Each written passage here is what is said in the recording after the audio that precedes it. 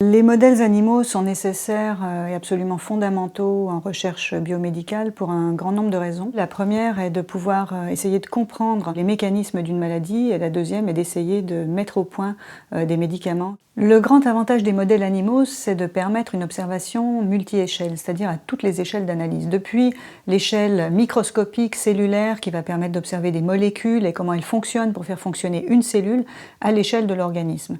Donc de la population de cellules qui va faire l'organe et puis de l'individu dans son ensemble. Donc on peut vraiment analyser sur l'animal toutes les échelles d'un processus biologique ou pathologique.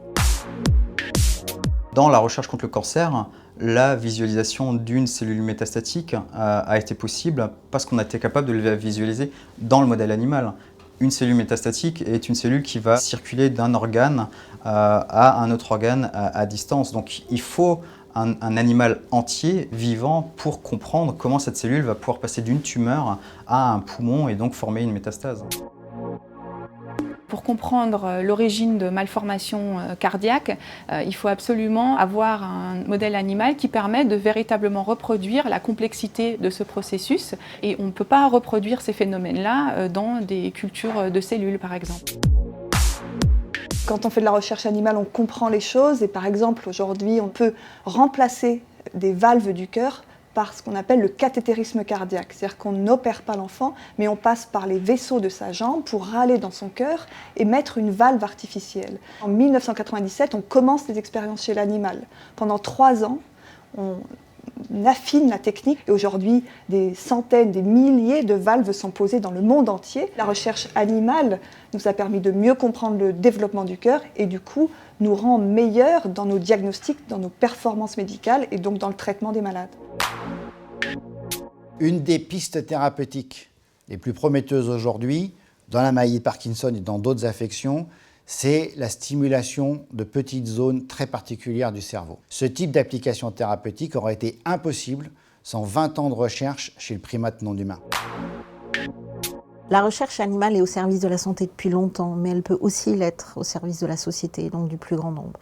Un nouveau domaine qui s'appelle la neuroéducation en est l'exemple, où on essaye de comprendre comment le cerveau fonctionne pour mettre ce savoir au service des pédagogues et des enseignants. Un des exemples, c'est qu'on a trouvé que le cerveau lit les mots en les séparant syllabe par syllabe et non pas en lisant les mots de façon globale, ce qui est un des arguments pour un apprentissage de la lecture syllabique.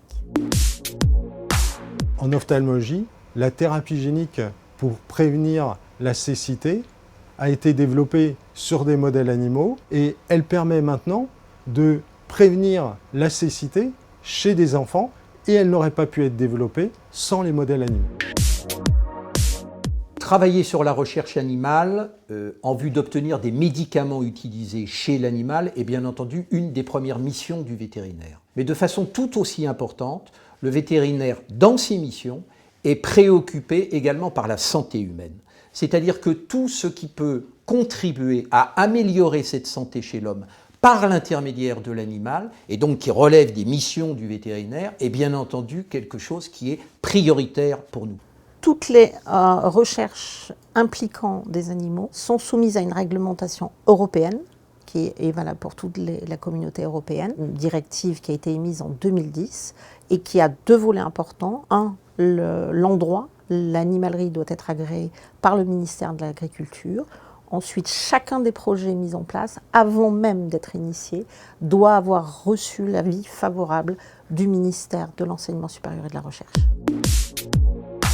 Que ce soit des souris jusqu'aux primates, ça coûte très cher d'avoir des animaux dans une animalerie. L'idée qu'on va utiliser des animaux de manière inconséquente pour faire l'expérimentation pour le plaisir, et c'est une utopie, c'est absolument infondé. On ne peut sûrement pas remplacer l'expérimentation animale par les modèles numériques. D'abord parce que les modèles numériques, il faut qu'ils s'appuient sur quelque chose, il faut qu'ils s'appuient sur des données. Pour générer ces données, eh bien, on va faire de l'expérimentation. Alors de l'expérimentation ex vivo, in vivo ou in vitro totalement, mais on ne pourra pas, pour un certain nombre de questions, se passer du modèle animal. Quand on arrive à un moment de sa recherche à travailler sur le modèle animal, c'est qu'on a déjà passé un certain nombre d'étapes, qui sont des étapes moléculaires, qui peuvent être des étapes au niveau cellulaire. On va sur le modèle animal pour aborder des grandes questions comme l'apprentissage, comment se joue l'apprentissage dans un organisme. Et après, généralement, on revient sur des modèles cellulaires ou des modèles moléculaires. Donc ça fait partie de la vie d'un projet de recherche.